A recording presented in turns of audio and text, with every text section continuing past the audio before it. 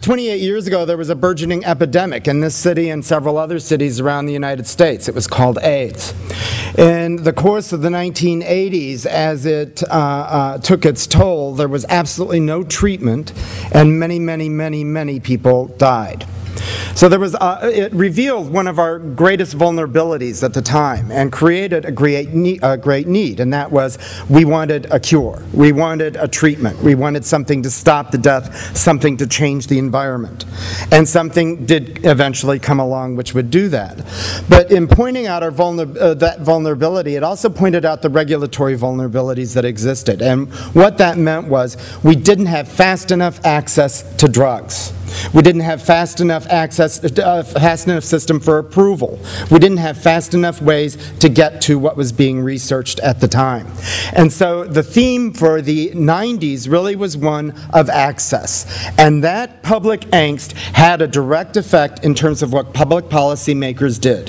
They created reform called FDAMA and PDUFA that reformed the Food and Drug Administration, created programs like Fast Track to Drugs, created programs like Early Access, created programs like accelerated approval that got us faster access. Coinciding in the 1990s was something else.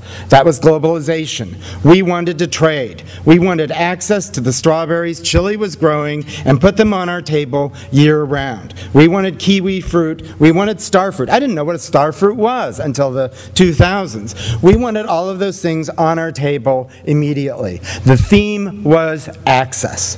Okay, that was the 1990s. Now we have the OOs, or as I like to call them, the OOs. And during the OOs, some very specific things happened that again revealed our vulnerabilities and changed our public policy priorities. One was called Vioxx. And the emergence of an awareness that this early access created a new problem for us, and that was that we were suddenly unsure about the safety of the drugs we were ingesting in our bodies, creates a new public policy imperative. And another one is called food from China. I would suggest to you that melamine and the melamine incident that exposed our vulnerabilities and how far melamine got through the food chain told us that our safety was very much at stake when it came to the foods that we're importing, and our system for access advanced our capacity to ensure that we're getting safe products on our table that we're ingesting into our bodies, whether it be a food or whether it be a drug. So what we see happening now is a reaction to what happened 28 years ago, and that is as much as there was a demand for access, today there is a demand for safety. I had the pleasure, Sue mentioned that I have a weblog. I always like to talk about my weblog. It's called Eye on FDA, www.eyeonfda.com. And I do podcasts on the weblog. And not long ago, I was able to sit down with Dr. David Atchison, who is the Assistant Commissioner for Food Safety at the Food and Drug Administration. And his primary point was that what the FDA has gotten very good at is reacting to crises as they emerge, whether it be in food or drugs. And we were focused on food that day in the podcast.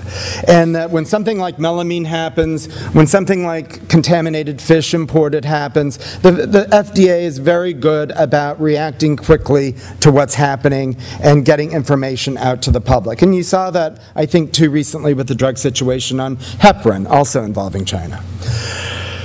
But what the FDA is not good at and needs to get good at is prevention. That means, to the point that Clem was raising, when we're importing food from all over the United States to satisfy what's going on our table and our increase in caloric intake, is the FDA going to be able to put inspectors around the world to inspect what's coming into this country? They're not. That's not a feasible reality. Some of that burden is going to fall on you, the stakeholders, on manufacturers. And what this drive for prevention will ultimately result in is a true revolution in the demand for information by consumers.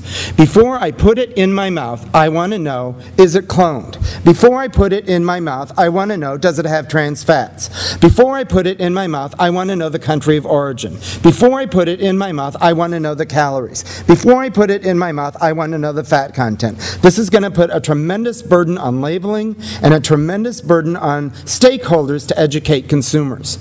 That's where communications comes into play. The other area where communications is going to come into play is that in Washington, you may have noticed a word that's floating around a lot. It's called change. There is going to be, actually The Onion had a great headline that I have to share with you last month that was, "Black Guy Asked Nation for Change." But it's true. The nation is going to change. And that change is going to be manifested in a great number of public policy reforms that are going to occur. I wrote not long ago in an article that when a mountain volcano on an island erupts and the lava flows down from that volcano, it's going to change the shape of that island. You only have to look at another hill right now, Capitol Hill, and look at what's flowing down from Capitol Hill. The lava is in the form of letter after letter after letter coming from oversight committees to the EPA, to the USDA, to the FDA, demanding to know certain things and organizing particular investigations. The nature of those investigations spells out what the reform is going to be after this election cycle. And so it's very easy to predict a lot of the very specific things that are going to be happening on that level. That's what you as stakeholders need to be mapping out right now. If you're in the food industry and you're not forming a scenario playbook about what those reforms are going to mean and the consequences of those reforms on your particular interests and the way you communicate with consumers, you're behind the game already.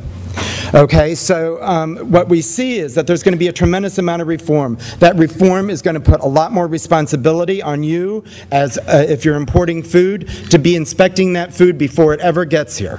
It's going to be putting a burden on you to inform consumers in very set ways that they're going to want to be informed about what's going on. And so you have a very obvious set of circumstances that are unfolding now, and now is the time to begin planning for it. How am I doing on time? Am I okay? Okay, because we only get 8 minutes. I'm trying to cram a lot in here. There's one other thing I want to say. Pardon? 1 more minute. Okay. Then in that 1 minute, I'm going to use that very wisely because there's one more thing I want to say about the way you communicate with consumers. If you are a stakeholder and you are talking to consumers, I would bet that you have language in Spanish for Spanish-speaking consumers. Yes? Yes? Okay. I want to say some terms to you now in a certain language. Widgets, wiki, HiveMind, Twitter, TweetScan, aggregator, RSS. And if you think tag is something your kids play or is at a sale at Saks, you're behind. Okay? If you are not speaking this language right now, I will tell you that this is the language in which the public policy battle is going to be occurring as these reforms take place.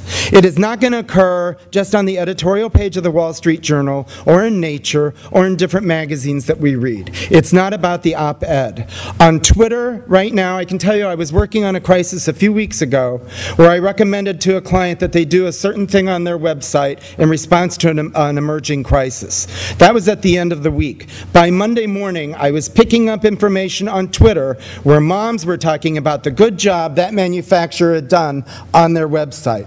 Twitter is the first line where you're going to start seeing consumers reacting to things that you do. If you're not in this space, you're out of it. If you're not in this space, go leave here, buy a black and white television and sit down and watch it, because that's where you are in the context of what's going on. If you're not communicating in this venue, get there fast. I would do it before November.